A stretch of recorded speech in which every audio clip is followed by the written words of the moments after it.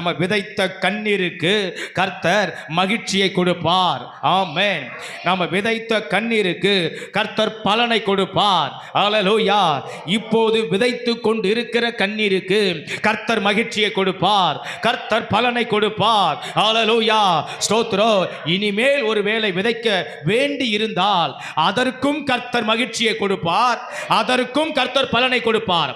அதை தான் நாம் இங்கே நியூஸ் லெட்டரிலே ஸ்தோத்திரம் முதல் 2 வார்த்தை நாம் குறிப்பிட்டு இருக்கிறோம். கண்ணீருக்கு மகிழ்ச்சி, கண்ணீருக்கு பலன். ஆமென். ஹல்லேலூயா.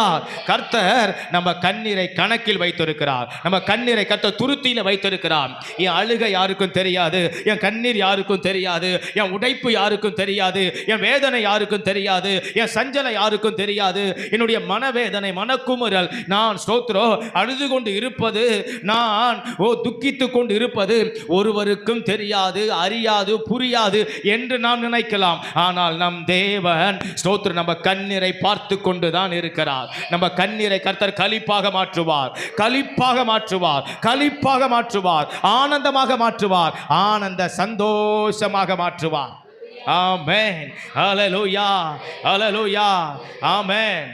நிறைய நம்ம ஸ்தோத்திரம் கண்ணீரை விதைத்திருக்கிறோம் என்று சொன்னால், மீண்டும் சொல்லுகிறேன், நிறைய நம்ம மகிழ்ச்சி அறக்க போகிறோம், நிறைய நம்ம பலனை நாம் அறுக்க போகிறோம். ஆமென். எந்த அளவுக்கு நாம் கண்ணீரை விதைத்தோமோ அந்த அளவுக்கு நமக்கு பிரதிபலன் மிகுதியாக இருக்கிறது. ஹல்லேலூயா. அது